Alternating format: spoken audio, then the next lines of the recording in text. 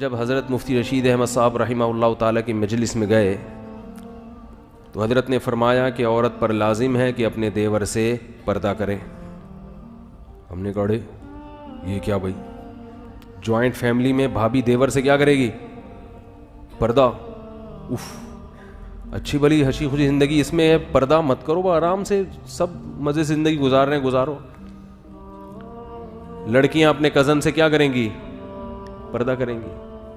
شوہر اپنی بیوی کو اپنے دوستوں سے پردہ کرائے گا. زندگی کا مزہ کیا خیال ہے بھائی؟ لبرل لوگوں کے ہاں تو یہ مزہ کیا ہو گیا یار, اب انجوائے کرو, کوئی ہم تمہاری بیوی کو تھوڑی دیکھنے کے لیے آئے ہیں یہاں پہ. لوگ کہتے ہیں نا کیوں چھپا رہے ہیں بھائی اپنی بیوی کو ہم سے. جو لبرل لوگ ہیں نا وہ اس قسم کی باتیں کرتے. کیا ہو گیا یار اگر دیکھ لیا کسی کی وائف کو؟ دل صاف ہونا چاہیے ہے بھائی, دل کیا ہونا چاہیے؟ صاف.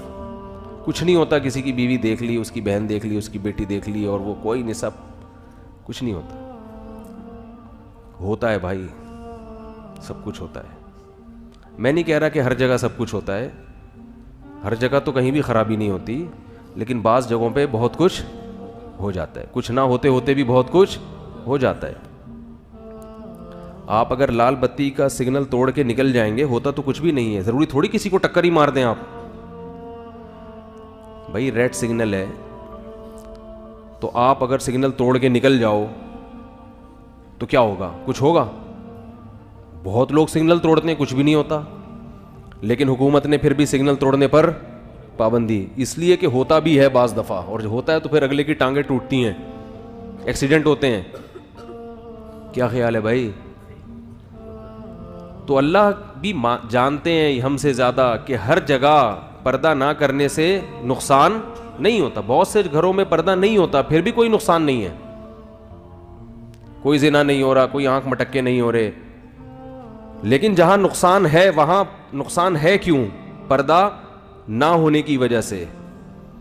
لبرل لوگوں کو دنیا کے معاملے میں تو یہ اصول سمجھ میں آتا ہے, آخرت کے معاملے میں گھننے بن جاتے ہیں.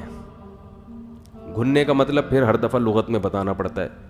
اردو میں گھننا اسے کہتے ہیں کہ اندر سے بہت ہوشیار ہو, ٹھیک ہے, اوپر سے باتیں ایسی کرتا ہو جیسے اس بیچارے کو کچھ پتا ہی نہیں ہے.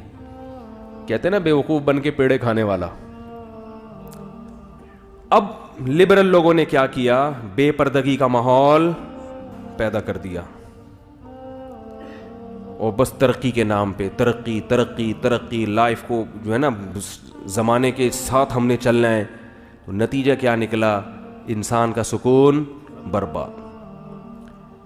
بار بار میں ایک نصیحت خواتین کو کرتا ہوں, کیونکہ جب پردے کی بات آئے نا کہ خواتین کو پردہ کرنا چاہیے, تو خواتین یہ کہتی ہیں, یہ سمجھتی ہیں کہ اسلام ہمیں پابندیوں میں جکڑ رہا ہے اور مردوں کو کیا کر رہا ہے؟ آزاد. وہ گھومیں اور ہم نہ گھومیں. ان پہ کوئی برقع نہیں ہے. برقع کس پہ ہے؟ ہم پہ ہے. میں آپ سے ایک بات کہتا ہوں, میرے پاس خواتین کے فون آتے ہیں, 10 سے 11:15 کال ٹائمنگ ہے نا, تو ہر طرح کے فون آتے ہیں. آج کل خواتین کے ساتھ ایک بہت بڑا مسئلہ یہ ہے کہ شوہر وفا نہیں کر رہے. یہ بہت بڑی ٹینشن بن چکی ہے. پہلے تو یورپ میں تھی صرف یہ, امریکہ یو ایس اے میں, اب یہاں بھی یہ بیماری. وہاں سارے خراب نہیں ہیں کہیں یہ سمجھے کو یہ, لیکن بہت بڑے پیمانے پر یہ گڑبڑیں شروع ہو گئی ہیں کہ مرد اپنی بیوی سے وفا, ادھر بھی دوستی ادھر بھی دوستی ادھر بھی دوستی. آفس میں وہی ہے کہ مختلف ناموں سے نمبر سیو کیے ہوئے ہیں. تو خاتون کہنے لگی, یہ پرسوں کی بات ہے, خاتون پریشان رو رہی ہیں. میں نے کہا دیکھو یہ آپ کا میاں کیوں خراب ہو رہا ہے؟ اس لیے کہ خراب کرنے کے لیے عورتیں, بولو بھائی, موجود ہیں. علماء کہتے ہیں عورت گھر کی 4 دیواری میں رہے, لیکن معاشرہ کیا کہتا ہے؟ عورت جاب بھی کرے. کال سینٹر میں آپ کے میاں کے ساتھ کون بیٹھی ہوئی ہے؟ خاتون بیٹھی ہوئی ہے. ادھر بھی کون بیٹھا ہوا ہے؟ خاتون بیٹھی ہوئی ہے. بازار میں بھی اس کو درجنوں قسم کی لڑکیاں نظر آئیں گی. تو پھر اپنی بیوی کیا لگے گی اس کو؟ اچھی لگے گی؟ یار ادھر ایک سے ایک ڈیزائن مارکیٹ میں پڑا ہوا ہے, ایک سے ایک ڈیزائن. تو یہ جو شوہر کی توجہ بیوی کی طرف نہیں جا رہی, وہ گھر میں ٹائم نہیں دے رہا, وہ ادھر ادھر منہ مار رہا ہے, اس میں کس کا بڑا یہ اس عورت کا گھر تباہ کرنے والی کون ہے؟ عورت ہی ہے نا. تو اسلام اس عورت کو پابند کر کے جو باہر گھوم رہی ہے, اس عورت کا مرتبہ اور حق بڑھا رہا ہے, اور جو لبرل لوگ ہیں وہ اس عورت کو آزاد کر کے اس عورت کا بیڑا غرق کر رہے ہیں. جو اپنا گھر چھوڑ کر آئی, اپنے باپ اپنے بھائیوں کو چھوڑ کر جس آئی ہے وفا کرنے کے لیے, اس کو وہ اتنی بڑی قربانی دے دی, اپنا گھر اس نے چھوڑ دیا, اس کو اس قربانی کا صلہ نہیں مل رہا. اور آپ کہہ سکتے ہیں چلو وہ عورتیں تو انجوائے کر رہی ہیں نا جو کال سینٹر میں بیٹھی ہوئی ہیں, وہ بھی انجوائے نہیں کر رہی, یہ ان سے صرف چسکے لے رہا ہے. معذرت میں تھوڑے نازیبہ الفاظ استعمال کر رہا ہوں, یہ ان کا بھی پورا حق ادا کرنے کے لیے تیار نہیں ہے, دوستی لگا رہا ہے. جب تک انٹرٹینمنٹ کا ذریعہ ہے دوستی نبھائے گا. جہاں اس کی عمر ذرا سی ڈھلکی اور چہرے پہ جھریاں آئیں تو جیسے ٹیشو پیپر استعمال سے پہلے تو بڑا خوشبودار اور بڑی تمیز سے, استعمال کے بعد اس کو کہاں پھینکا جاتا ہے؟